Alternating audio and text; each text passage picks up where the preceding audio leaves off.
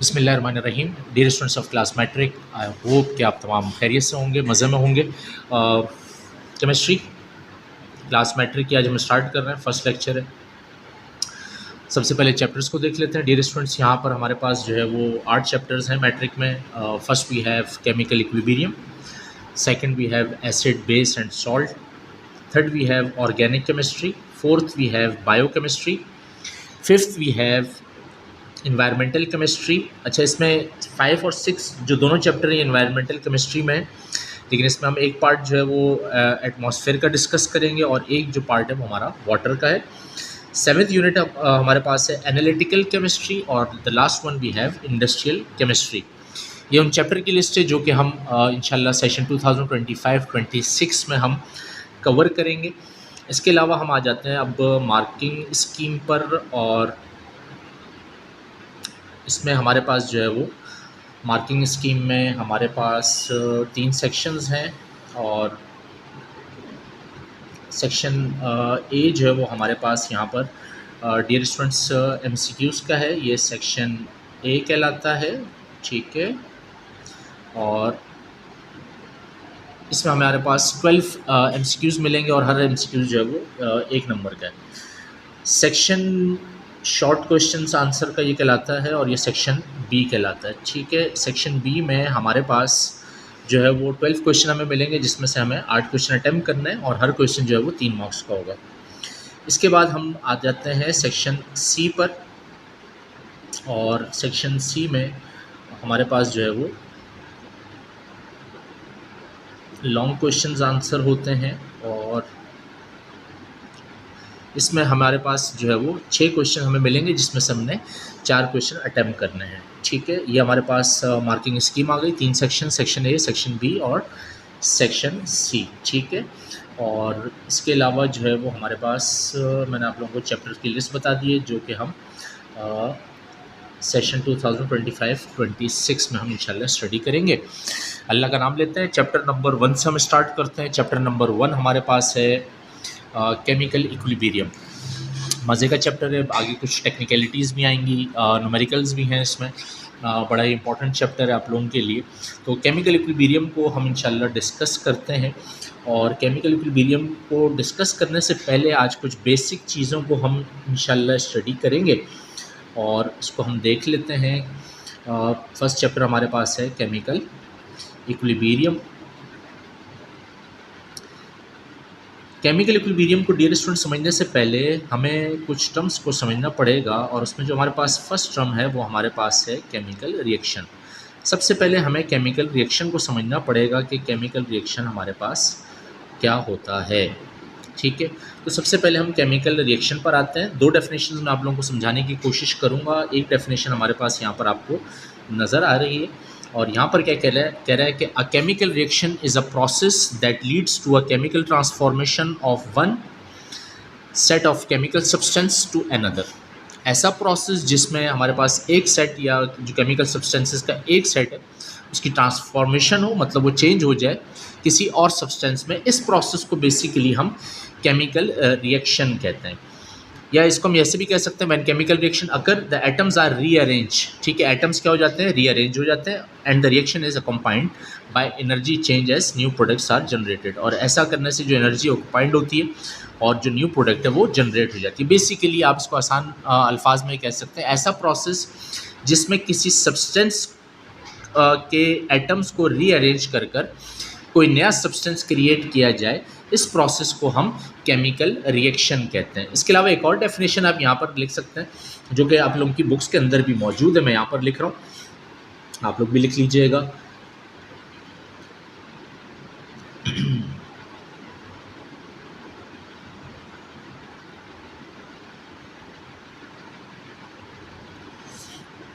ये डेफिनेशन भी आप लिखना चाहें तो ये भी लिख सकते हैं।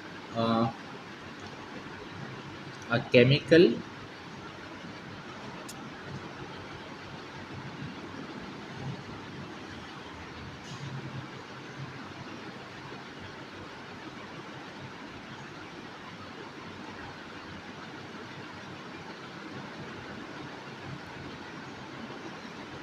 chemical reaction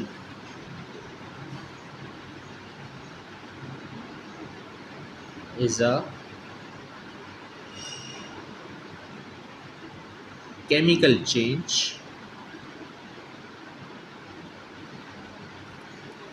which involve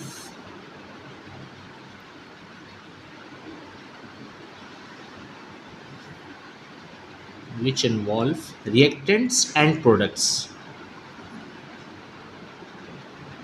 which involve reactants and products.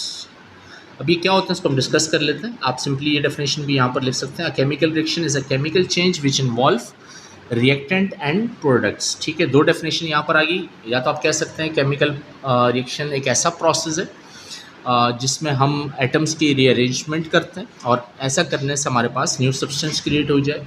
इस प्रोसेस को भी हम केमिकल रिएक्शन कहते हैं, या जो आपकी बुक में एक नॉर्मल सी डेफिनेशन है, अ chemical reaction is a chemical change which involve reactants and products. अब इसमें देखते हैं कि यार ये जो रिएक्टेंट है वो क्या है और जो हमारे पास प्रोडक्ट है वो क्या है। तो सबसे पहले हम इसको देख लेते हैं रिएक्टेंट को, या इसको ऐसा भी कह सकते हैं कि जो हमारे पास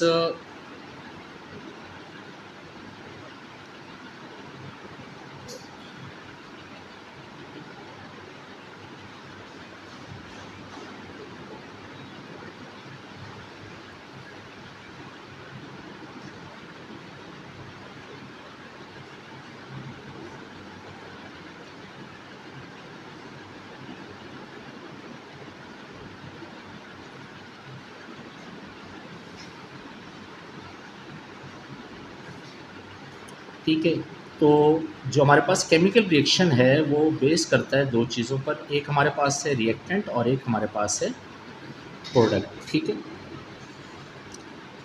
तो रिएक्टेंट को हम समझते हैं कि रिएक्टेंट क्या है। तो reactant is a substance that is present at the start of a chemical reaction. ठीक है, केमिकल रिएक्शन में मौजूद जो हमारे पास स्टार्टिंग जो सब्सटेंसेस हैं उसे हम क्या कहते हैं, रिएक्टेंट कहते हैं। और it undergoes change during the reaction to form new substances. और ये जो हमारे पास सब्सटेंसेस हैं ये रिएक्ट करते हैं जिसकी वजह से हमारे पास न्यू सब्सटेंस क्रिएट होता है। ठीक है, और प्रोडक्ट हमारे पास क्या है, अब product is the new substance. जो रिएक्टेंट में जो सब्सटेंस हैं उनकी चेंज की वजह से जो नया सब्सटेंस हमारे पास फॉर्म होता है उस न्यू सब्सटेंस को बेसिकली हम क्या कहते हैं, प्रोडक्ट कहते हैं। अगर यहाँ पर आप एक सिंपल सा मैं एक इक्वेशन यहाँ पर रिएक्शन यहाँ पर करते हैं, अगर फॉर एग्जांपल मेरे पास हाइड्रोजन और ये हमारे पास ऑक्सीजन आ जाए, तो आप यहाँ पर देखें कि अगर मैं इन दोनों सब्सटेंस का रिएक्शन करवाऊँ तो हमारे पास एक प्रोडक्ट जनरेट होगी दैट इज़ वाटर। अब यहाँ पर देखें, अगर जो भी हमने बात की केमिकल रिएक्शन की, तो इसमें आप ये देखें कि हमारे पास ऐसा प्रोसेस जिसमें सब्सटेंसेस को हमने क्या किया, अरेंज किया, कंबाइन किया, और ऐसा करने से हमारे पास एक न्यू सब्सटेंस क्रिएट हो गई। तो हम क्या कहेंगे कि ये हमारे पास क्या है, केमिकल रिएक्शन। अब इसमें रिएक्टेंट के बारे में क्या कह रहा है, जो हमारे पास स्टार्टिंग सब्सटेंस है वो हमारे पास क्या कहलाएगा, रिएक्टेंट, या वो सब्सटेंसेस जो आपस में कंबाइन होकर या फॉर्मेशन क्रिएट करें वो हमारे पास क्या कहलाएंगे, रिएक्टेंट। इसका मतलब क्या हुआ कि यहाँ पर जो हमारे पास रिएक्टेंट्स हैं वो बेसिकली डियर स्टूडेंट्स हाइड्रोजन और ऑक्सीजन है। ये हमारे पास ये जो पार्ट है ये क्या कहलाएगा, रिएक्टेंट्स कहलाएगा। क्या कहलाएगा, रिएक्टेंट्स। और ये जो हमारे पास पार्ट है जो कि प्रोड्यूस हुआ है, फॉर्म्ड हुआ है, ये हमारे पास क्या कहलाएगा, प्रोडक्ट कहलाएगा। क्या कहलाएगा, प्रोडक्ट कहलाएगा। ठीक है स्टूडेंट्स, अब इसमें याद रखें, अब हमारे पास रिएक्शंस की दो टाइप्स हमारे पास आएंगी। ठीक है, केमिकल रिएक्शन मैंने आप लोगों को बता दिया कि केमिकल रिएक्शन क्या है। अ chemical reaction is a chemical change which involve reactant and products. जो केमिकल चेंज हमारे पास रिएक्शन में आए जिसमें हमारे पास रिएक्टेंट और प्रोडक्ट इन्वॉल्व हो उसे हम क्या कहते हैं, केमिकल रिएक्शन कहते हैं। या when chemical reaction occur the atoms are rearrange, जब एटम्स को हम रीअरेंज करें और एनर्जी एक्सपांड हो और न्यू प्रोडक्ट जनरेट हो जाए, इसे हम क्या कहते हैं, केमिकल रिएक्शन। केमिकल रिएक्शन में हमारे पास दो टर्मिनोलॉजीज यूज होती हैं, रिएक्टेंट और प्रोडक्ट। वो सब्सटेंसेस जो के आपस में केमिकल रिएक्शन को परफॉर्म करें वो हमारे पास क्या कहलाते हैं, रिएक्टेंट्स। और ये स्टार्टिंग जो है वो सब्सटेंस कहलाते हैं, या केमिकल रिएक्शन के स्टार्ट में ये मौजूद होते हैं, हम रिएक्टेंट्स कहते हैं। और जब ये रिएक्शन करें जो प्रोडक्ट या जो सब्सटेंस हमारे पास प्रोड्यूस हो उसे हम क्या कहते हैं, प्रोडक्ट कहते हैं। मैंने एक सिंपल सी आप लोगों को एग्जाम्पल यहाँ पर मेंशन कर दी। अब स्टूडेंट्स हमारे पास है यहाँ पर जो टॉपिक है वो हमारे पास है टाइप्स ऑफ रिएक्शन। तो हमारे पास यहाँ पर दो तरह के रिएक्शन है, एक रिएक्शन हमारे पास है रिवर्सिबल और एक हमारे पास है रिएक्शन डियर स्टूडेंट्स इरिवर्सिबल। पहले हम इरिवर्सिबल को देख लेते हैं। अच्छा, हमें सर पता कैसे चलेगा कि ये रिवर्सिबल रिएक्शन है, ये रिवर्सिबल रिएक्शन है? याद रखिएगा, बहुत सिंपल सा है। इरिवर्सिबल रिएक्शन में हमारे पास जो हम इसको प्रेडिक्ट करेंगे वो हम सिंगल हेडेड एरो से, ठीक है, जो हमारे पास इरिवर्सिबल रिएक्शन है उसे हम सिंगल हेडेड एरो, अगर किसी रिएक्शन में सिंगल हेडेड एरो है तो याद रखिएगा ये जो रिएक्शन है ये हमारे पास कौन सा है, इरिवर्सिबल। जैसे कि अगर मैंने जो भी आप लोगों को एग्जांपल बताई उसमें मैंने सिंगल हेडेड जो एरो था वो उसमें रिएक्शन में मौजूद था, तो इसका मतलब क्या हुआ कि ये हमारे पास कौन सी है, इरिवर्सिबल। जबकि रिवर्सिबल रिएक्शंस जो हमारे पास होते हैं डियर स्टूडेंट्स में हमारे पास डबल हाफ हेडेड एरोज होते हैं, ठीक है। अगर कोई से भी आप रिएक्शन देखें जिसमें हमारे पास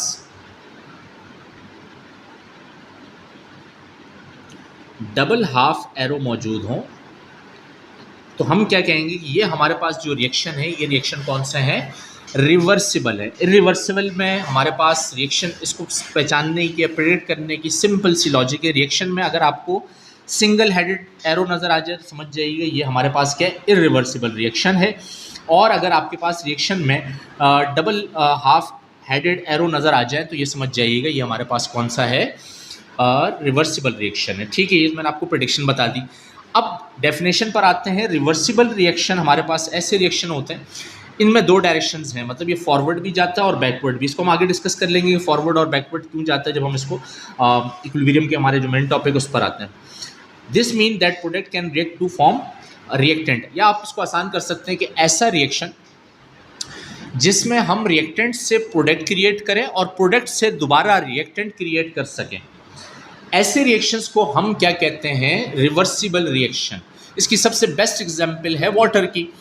अगर मैं वाटर को जो है वो कूल करूं तो वो जो है वो सॉलिड फॉर्म, मतलब आइस की फॉर्म में बन जाएगा, और जब मैं उसको टेम्परेचर दूं मेल्ट होकर दोबारा हमारे पास वाटर की फॉर्म में बन जाएगा। तो इसका मतलब क्या हुआ कि रिएक्टेंट हमारे पास पहले था वाटर, जिससे हमने आइस बनाया, और आइस को मेल्ट करके दोबारा हमने प्रोडक्ट से क्या बनाया, रिएक्टेंट बनाया। तो ऐसे रिएक्शन को जिसमें हम प्रोडक्ट्स जो है वो रिएक्ट करें टू फॉर्म रिएक्टेंट अगेन, ऐसे रिएक्शंस को हम क्या कहते हैं, रिवर्सिबल रिएक्शन कहते हैं। और इरिवर्सिबल रिएक्शन ऐसे हैं जिसमें हम इजीली प्रोडक्ट से जो है वो रिएक्टेंट क्रिएट ना कर सके हों और ये सिंपली सिर्फ जो है वो वन साइडेड डायरेक्शन में मूव करें।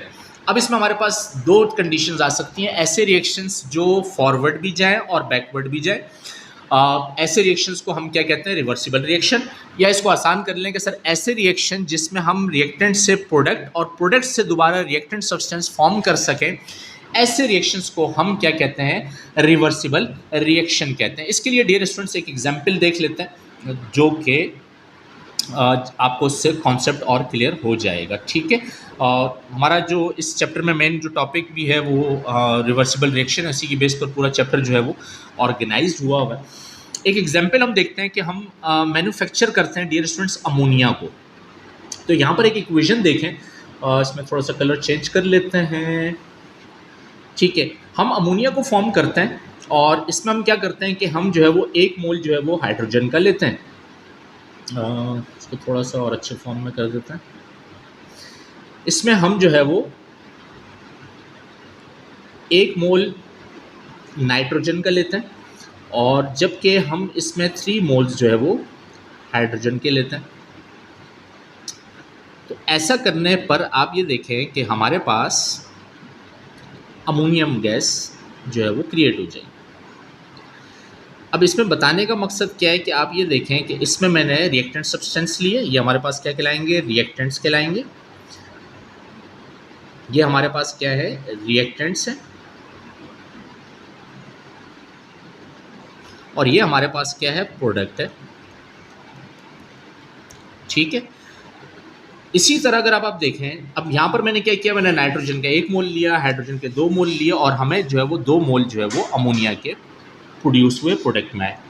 अब इसी तरह हम अगर देखते हैं, हम इसको अगर कन्वर्ट करते हैं तो यहाँ पर कन्वर्ट करने से हमें पता क्या चलेगा कि अगर मैं नाइट्रोजन अमोनियम के 2 मोल्स लूँ तो मेरे पास 1 मोल नाइट्रोजन का और 3 मोल हाइड्रोजन के दोबारा क्या हो जाएंगे, फॉर्म हो जाएंगे।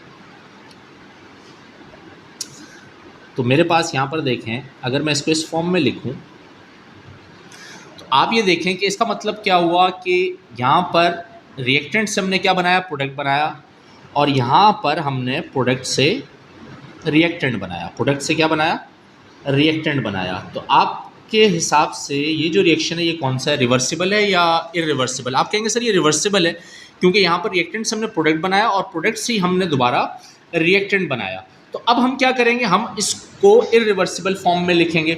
अब इरिवर्सिबल फॉर्म में हम रिवर्सिबल की फॉर्म में हम इसको लिखेंगे। तो रिवर्सिबल की फॉर्म में मैंने अभी आप लोगों को बताया कि रिवर्सिबल की फॉर्म में हम कैसे लिखेंगे इसको।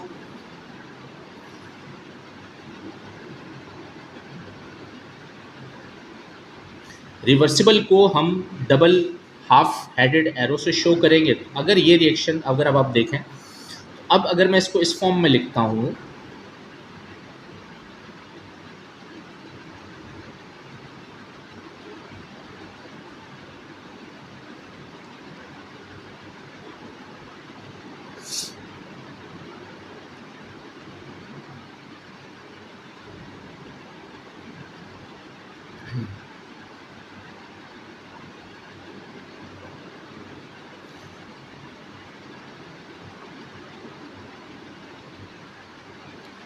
तो अगर आपको कोई ऐसी इक्वेशन नज़र आए तो आप इससे समझ लीजिएगा कि ये ऐसे रिवर्सिबल रिएक्शन है। एक तो प्रेडिक्शन क्या है कि इसमें हमारे पास डबल हाफ हेडेड एरोज लगे हुए।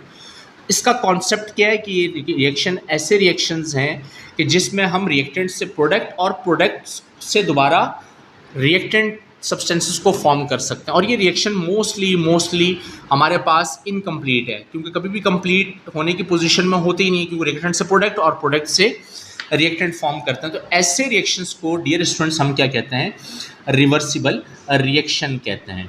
अब इसमें जो हमारा मेन टॉपिक है उसकी तरफ हम दोबारा आते हैं, इक्विलिब्रियम पर। इसको मैं थोड़ा सा समराइज़ कर दूं। सबसे पहले हमने केमिकल रिएक्शन को पढ़ा। Chemical reaction basically chemical change का नाम है, जिसमें हमारे पास दो टर्मिनोलॉजीज इसमें इन्वॉल्व होती हैं, रिएक्टेंट्स और प्रोडक्ट। वो सब्सटेंसेस जिनकी वजह से, या जो आपस में रिएक्शन करें और जिनकी वजह से न्यू प्रोडक्ट क्रिएट हो, न्यू सब्सटेंस क्रिएट हो, वो जो पार्ट है वो, या वो जो प्रोसेस हम इसमें कर रहे होते हैं, वो केमिकल रिएक्शन कराता है। और ये सब्सटेंसेस हमारे पास क्या कहलाते हैं, रिएक्टेंट्स। और जो न्यू सब्सटेंस फॉर्म होता है वो हमारे पास प्रोडक्ट है। उसकी मैंने एग्जांपल यहाँ पर दे दी। उसके बाद हमारे पास दो तरह के रिएक्शन है, one we have reversible reaction and the second one we have irreversible reaction. इनको पहचानना, इनको प्रेडिक्ट करने के लिए हमारे पास सिंगल एरो अगर हमारे पास मौजूद है, सिंगल हेडेड एरो मौजूद है किसी रिएक्शन के अंदर या इक्वेशन के अंदर, तो समझ जाइए कि वो हमारे पास इरिवर्सिबल रिएक्शन है। और जिसमें डबल हाफ हेडेड एरोज हों तो समझ जाइए कि वो हमारे पास रिवर्सिबल रिएक्शन है।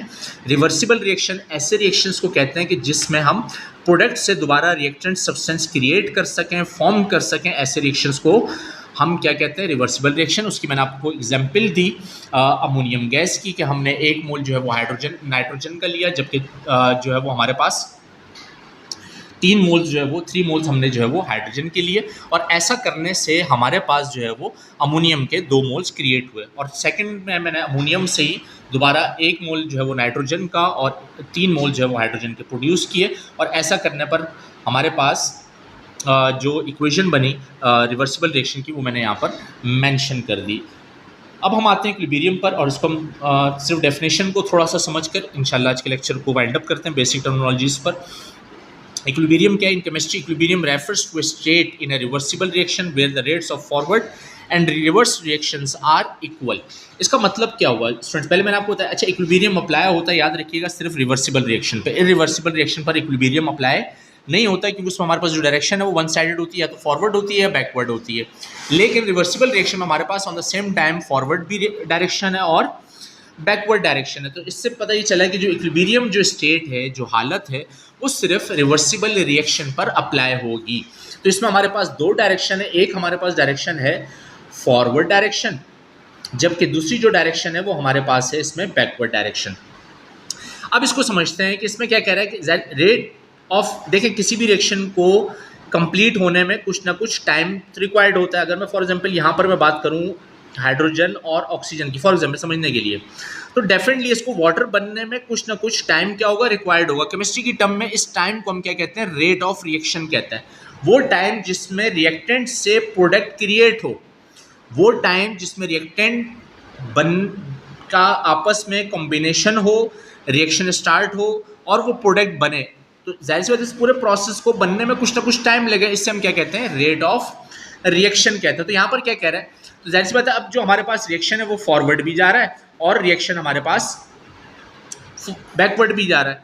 तो क्या कह रहे हैं, to a state in a reversible reaction where the rate of the forward and reverse are equal। Rate of reaction समझ में आया कि रेट जो है वो फॉरवर्ड का और बैकवर्ड का वो अगर क्या हो जाए, इक्वल हो जाए, तो रिएक्शन की इस स्टेट को हम क्या कहते हैं, इक्विलिब्रियम कहते हैं। क्या कहते हैं हम इस स्टेट को,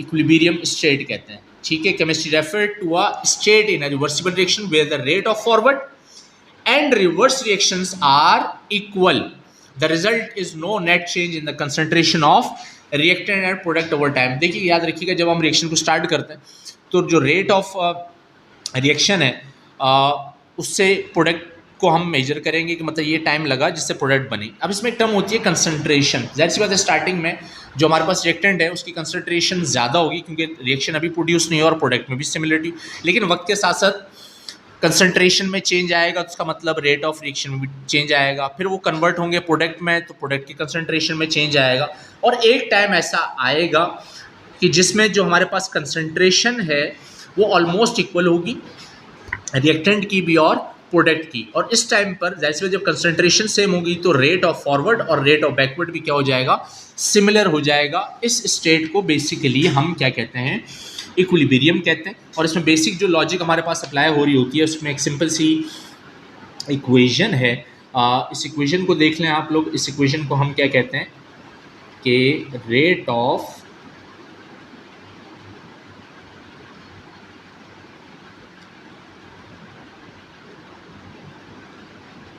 forward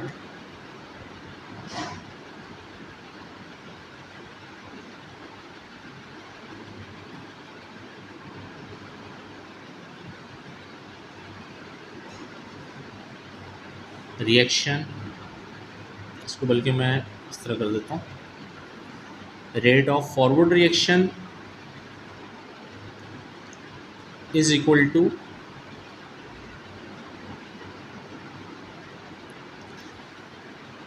rate of reverse reaction, rate of